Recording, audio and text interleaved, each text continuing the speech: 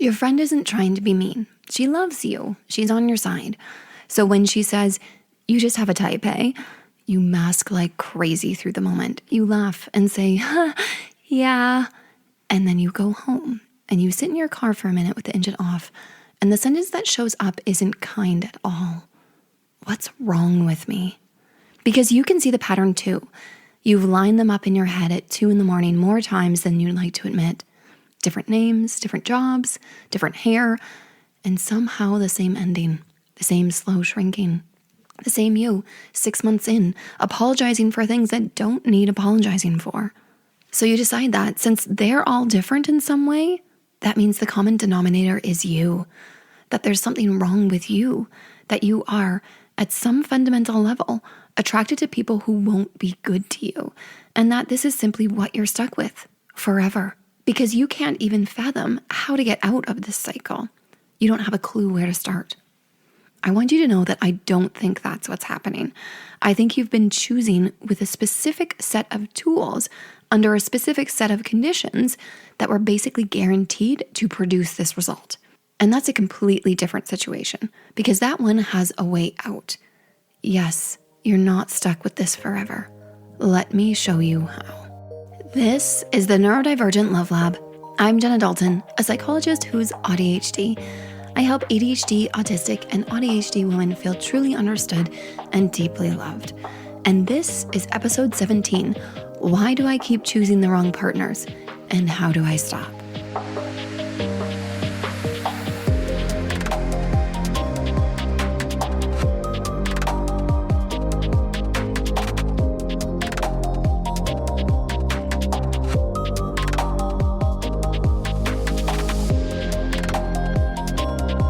Now, I want to say something before we start because the title of this episode could land badly if I don't call this out. This is not an episode about how you're responsible for how other people treated you or treat you. You're not. If someone was unkind to you, that's on them, period. And no amount of understanding your own patterns changes that. This is an episode about the machinery underneath the choosing, because once you can see the machinery, you get some say in it. And I want you to have a lot of say in it. Okay, first thing, let's change the question because the one in the title is a trap. Why do I keep choosing the wrong partners? Contains a hidden assumption. It assumes you are standing in front of a full lineup of potential partners with good information in a calm nervous system and freely picked the worst one. That's not what happened. Not once. So here's the better question. What conditions was I choosing that person under? And what information did I have at the time? Because when I walk through this with women in my practice, we find the same 6 things over and over. They're not character flaws. They're 6 perfectly logical mechanisms, each one doing exactly what it was built to do. Let's go through them. Okay, let's talk about the 6 mechanisms and why this keeps happening. Mechanism 1. You were pretty darn good at masking, so they never got to meet the real you. Now, before you stop listening because you think I'm blaming you for this, I'm not. Women are conditioned to be likable while dating, whether they're neurodivergent or not. And I'm going to show you exactly how that shows up in those first few glorious moments of a relationship. Not to blame you, to help you understand. Think about who you are on a first date or the first 3 months of a relationship. You're on, you're funny, you're easy, you're low maintenance, you're up for anything. You laughed at the right moment. You mirrored their energy without even deciding to because that's what your nervous system does under social pressure. You liked the things they liked and did the things they liked to do. And they fell for that person. Of course they did. She's delightful and so easygoing. But here's the problem, and it's structural. That woman is a performance you can't sustain. So the relationship is built from date 1 on a version of you with an expiry date. And when the real you starts showing up around month 6, the tired one, the one who needs the lights off and a day to recover, it doesn't read as, here's more of me. It reads as a bait and switch to them and worse, to you. And there's a second cost that's even bigger. You can't assess someone while you're performing for them. All your processing power is going into the performance. There's nothing left over to run the question that actually matters, which is, do I even like this person? Are they kind? How do they treat the waiter? How do I feel in my body sitting here with them? You weren't choosing badly. You were too busy auditioning to interview them back. If this feels close to home, definitely check out episode 13, what masking costs your relationship and what unmasking actually looks like. And let me be clear, I'm not suggesting masking is always bad or that you have a tendency to aggressively mask in the first stages of a relationship. However, putting your most shiny self forward in those first few months is something a lot of women do, whether they're neurodivergent or not. And it's worth pointing out that it can lead to you spending so much energy on keeping the mask in place that you're not noticing oddities or red flags that signal this person just isn't for you. Mechanism 2. You were trained to be chosen, not to choose. Here's the good girl layer, and it goes deep. Girls get raised on a story where the central romantic event is being selected, being wanted, being picked. You get taught to be pickable, to be pleasant, to be the kind of person somebody would want. And almost nobody sits a girl down and says, and what do you want? What are your actual conditions? What's a deal breaker for you? What would feel like the ideal match for you? Layer that onto a nervous system that already runs fawn, that appease and accommodate and keep everyone comfortable system. And choosing barely even happens. Someone selects you and you feel grateful. And gratitude is a lovely feeling, and it is not the same thing as compatibility. You can be choosy, not just chosen. In fact, I insist on it. Mechanism 3. Rejection sensitivity makes interest feel like relief and relief feel like love. If you live with RSD and something like 3/4 of adults with ADHD report that they do, then rejection isn't a disappointment. It's an emergency. It hits you like a freight train. So when somebody chooses you decisively, enthusiastically, early, the feeling you get isn't just flattery. It's relief. It's the alarm switching off. And that is an extremely powerful feeling. Way more powerful than, they seem nice and stable. 2 things fall out of that. 1, whoever moves fastest and hardest gets a head start with your nervous system. And the person who comes on strongest is not always the person who's best for you. 2, leaving becomes almost impossible because leaving means voluntarily walking into the exact thing your body treats as a catastrophe. So you stay and you call it commitment. And some of it is commitment, sure. And some of it is your nervous system refusing to press the button marked pain, even when it's for self-preservation reasons. Mechanism 4. Intensity got mistaken for compatibility.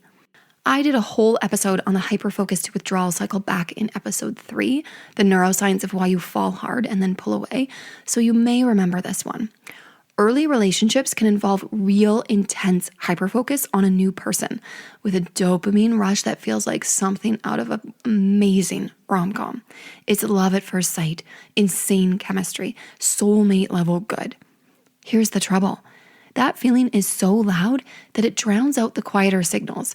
The little about how he talked about his ex, the tiny flinch when she made that joke, the heavy feeling in your stomach when they brushed off your question. You can't hear them over the noise. And by the time the noise dies down, you're 8 months in and feeling very attached. Intensity is not information about fit. It's information about chemistry. They're not the same. And unless you're aware this can happen, it's tough to tell the difference. So keep this in mind. Mechanism 5. You saw who they could be and you said, sign me up. This one comes up almost every time. And it comes from one of the best qualities, which is why it's so painful. Many neurodivergent women describe hyperempathy, not missing other people's feelings, the exact opposite, feeling them at full volume, sometimes before they're spoken, walking into a room and catching the tension nobody's named, feeling someone else's sadness in your own body, knowing someone is mad the instant it happens. So you meet someone, and you don't just see who they are, you see the hurt underneath. You see the potential. You feel physically how much better they could be. And then a very old piece of programming kicks in, the one that says it's your job to manage other people's feelings. And you say, sign me up. Not consciously, you just start doing it. adjusting, absorbing, explaining away, taking the temperature, keeping things smooth. You didn't fall in love with a person. You fell in love with a project, and a project can absorb an unlimited amount of you. It's self-abandonment at its finest. Mechanism 6. You did see the red flags. You'd just been trained to overrule yourself. This is the one I most want to get you to remember, so listen closely. The stereotype says neurodivergent women miss the wiring signs because they can't read people. That is almost always backwards. You read people extremely well. You caught it. You noticed the thing on the second date. You noticed the way he talked about his last partner. You noticed the flatness in her voice. You saw the tendency to brush things aside in them. The problem wasn't the reading. The problem was what you did with that reading. Because you've spent your whole life being told your read was wrong. You're too sensitive. You overthink too much. You read into things. You make a big deal out of nothing. Do that to a girl for 20, 30, 40 years, and she doesn't stop noticing. She just stops trusting what she notices and gets very, very good at generating an explanation for it. He's probably just stressed. She didn't mean it like that. They've had a hard time lately. Everyone has bad days. And that's not blindness. That's a woman who's been trained to argue with her own intuition. And I do need to name something here carefully because it's in the research and it's protective. Autistic women can be more vulnerable to being taken advantage of in relationships, partly because we've been socialized so thoroughly to accommodate, and partly because we've been taught to doubt our own perception. If that feels true for you, it was not because you were foolish. It was because someone exploited a trained response. And the thing that protects you going forward isn't becoming more suspicious. It's trusting your own internal instincts again. And here's a 7th mechanism that gets so many of us. When you've spent your life being told you're too much, someone who simply tolerates you can feel like winning the lottery. He doesn't complain when I info dump. She doesn't mind that I need a day to recover. They let me openly stim. And that feels like being loved. Being tolerated is not being loved. It's the absence of a certain kind of pain, but it's not necessarily the presence of love. Okay, that was a lot, right? Take a second. And here's what I want you to notice about all 7 of those. Not one of them is you're bad at picking people. Not one. They're all upstream. They all happen before the choosing even happens. Masking, fawn conditioning, an alarm system that reads interest as safety, dopamine drowning out the subtle signals, empathy that turns into employment, and a lifetime of being taught to overrule your own gut instinct. This means the pattern isn't about you being bad at picking, it's about the system being miscalibrated. And systems can be adjusted. Hooray! That's genuinely good news, and I want you to feel hopeful because I'm broken and I'll always pick the wrong person. That has no next steps. I've been choosing under conditions that were stacked against me has about 3 next steps, and I'm giving them to you now. Step 1, unmask earlier on purpose. Treat it as screening. This is a big one, and I know it's probably a scary one, especially if you're not used to unmasking. Right now, you probably unmask late. You hold the performance as long as you physically can, and then it collapses somewhere around month 6, and it feels like a reveal, and everyone's destabilized. So flip it. Start letting small, true things out early. Not everything, not a "this is me, take it or leave it" monologue on date 1. Just one true thing at a time. I'm going to be honest, loud restaurants are hard for me. Can we go somewhere quieter, please? I'm going to need a quiet day after this. This is not about you. That's just how I recharge. I need a lot of alone time. I could talk about this for an hour. Stop me whenever your eyes glaze over. I have particular tastes and I'm pretty rigid about them. So please let me know if you're feeling like I'm not considering your own tastes. And here's the reframe that makes this bearable, because I know your stomach dropped a little when I said, it's time to unmask right from the get-go. Remember this. You're not confessing, you're screening. Every small true thing you put on the table is a test, and they're the one being tested, not you. How did they respond? Did they adjust easily? Did they get curious? Did they make it weird? Did they file it away and bring it up later as a joke at your expense? That's the information you never used to get because you never gave them the chance to be their honest selves in relation to you and your unique needs. You were too busy making sure you were what they wanted to even consider whether they were what you wanted. Yes, some people will leave. Let them leave now, at week 3, instead of at year 4 when you've built a literal house on the performance entitled, "I'll be whoever you want me to be, just tell me who I should be." Step 2, learn the difference between activation and safety. Your body has 2 different responses to a new person, and they can feel deceptively similar, especially at the start. Activation is fast heart, buzzing, obsessive checking of your phone, sleeplessness, appetite gone, and a kind of glorious dread. That's dopamine plus an alarm system going woo, woo, woo. It feels like love because it's so intense, so it must be love, right? Safety is different, and it's quieter, which is exactly why we discount it. Safety is your shoulders coming down, breathing that goes lower into your body, sentences that come out whole without having to be aggressively filtered, the absence of that background hum of monitoring every facial expression, tone, shift in body language to stay ahead of whatever they could possibly be feeling so you can manage it.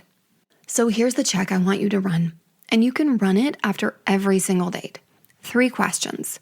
Was I performing or was I authentically there? At least most of the time. What did my body do? Did I notice any shifts or signals that I may have pushed aside or ignored?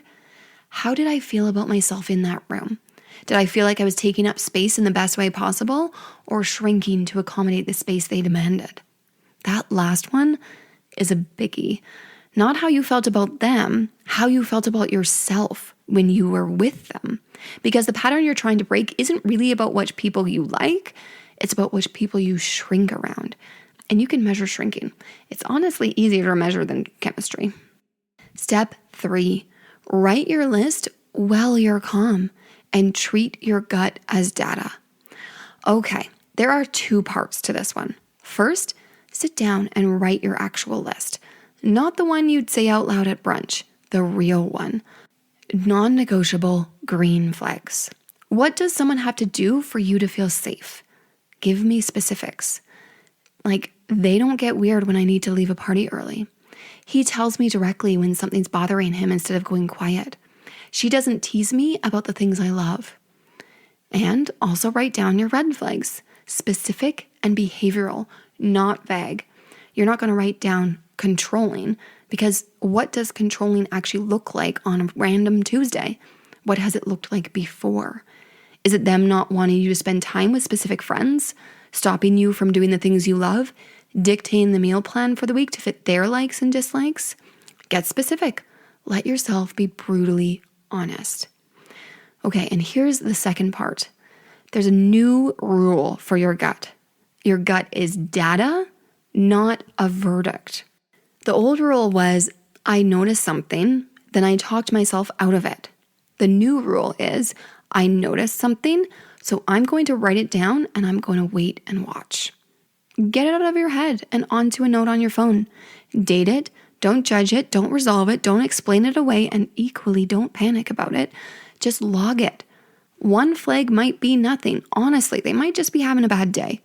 3 flags in 6 weeks is a pattern, and a pattern is much harder to argue yourself out of than a gut feeling, especially when it's written down with a date and specific details attached. And here's the extra piece, and it's important for us specifically. Pick 1 person you trust who gets a vote. 1 friend who knows you, who you tell the truth to, and who is allowed to say, hey, I've noticed you've apologized about him 4 times so far in this conversation. You're not outsourcing your decision. You're just adding a second set of hands to Operation Find You a More Ideal Partner, because you truly do not have to do this alone. And I imagine at least 1 person in your life would love to help you find someone who won't make you cry on their couch on a consistent basis. Now I want to say the thing that this whole episode has been circling, but I haven't actually named yet. Sometimes the answer isn't that you choose badly. Sometimes you choose a decent person and the two of you are just stuck in something neither of you knows how to get out of. And you can't tell which one you're in because your default setting is that it must be me. I'm the problem, right? That's exactly why I built my free quiz. It's called, Is It Actually Me? It's 12 questions and it takes a few minutes. What it does is help you sort out what's actually driving the same fight, the same feeling, the same stuck place over and over. Whether it's your wiring, your relationship, or the two of them tangled up together. And I made it because it's me and it's us are not the same thing. And not knowing the difference will keep you in exactly the same loop for years. You can take it free at jennadalton.com/quiz. That's jennadalton.com/quiz. Okay, here's what I want you to take with you. You do not have a broken picker. You had a nervous system that read enthusiasm as safety. You had 30 years of training that said your job was to be chosen and to be easy. You had a mask so good that nobody got to meet you until you were already attached. You had empathy so strong, it turned into a full-time job. And you had a gut that was working perfectly the whole time, being overruled by a woman who'd been taught over and over that she couldn't trust herself. Every single one of those is upstream of the choosing, which means the fix is upstream too. Show up as yourself sooner.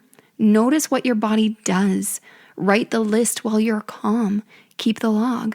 And when your gut says something, stop arguing with it and start writing it down. You're not choosing wrong. You've been choosing with a blindfold on and oven mitts for hands. Let's take those off, shall we? Go take the quiz at jennadalton.com/quiz and see what it tells you to help you through this process. Thanks for being here with me today. Remember, you deserve to feel truly understood and deeply loved. I'll talk to you soon.